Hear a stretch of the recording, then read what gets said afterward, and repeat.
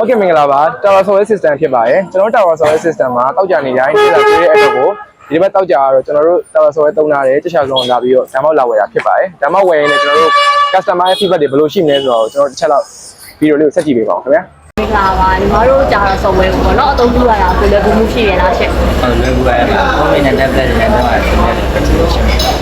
ဟုတ်ကဲ့ရှင်ဟုတ်အဲ့ဒါဆိုလို့ရှိရင်ပေါ့နော်ညီမတို့ software အသုံးပြုနေရင်းနဲ့ညီမတို့ရဲ့ customer service အပိုင်းတွေရောအခုအနေနဲ့ပေါ့နော်အကြံပြုချင်တာတွေရောရှိသေးလားရှင့်ဟုတ်ပါ online လည်းအများအပြည့်ဖြစ်တယ်တိုင်းလည်းများလာဖြစ်တော့ပါတိုင်းပဲ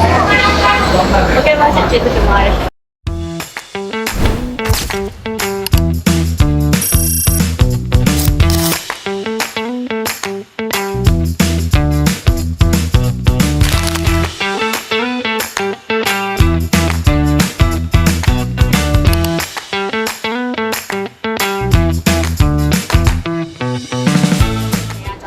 တာတော့ software ကိုအခုမှစပြီးတော့အသုံးပြုမယ်ပေါ့နော် customer လေးတွေအတွက်ပေါ့အခုအမြင်လေးကိုပေါ့နော်တစ်ဆက်လောက်မျှဝေပေးပါအောင်ရှင်ဆိုတာဒါပဲဒီမှာတော့ customer တွေဒီကတာဒါပဲဆိုဒါ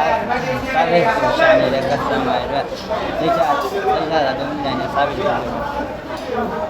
ဟုတ်ကဲ့ပါအခုအဲ့ဆိုလို့ရှိရင်ညီမတို့အခုလို interview မှာပေါ့နော် power ပေးတဲ့အတွက်လည်းညီမတို့တာဝါ software ရနေပေါ့နော်အခုလိုချက်ချပြတယ်ကျေးဇူးတင်ပါတယ်ရှင်Sometimes I get a good feeling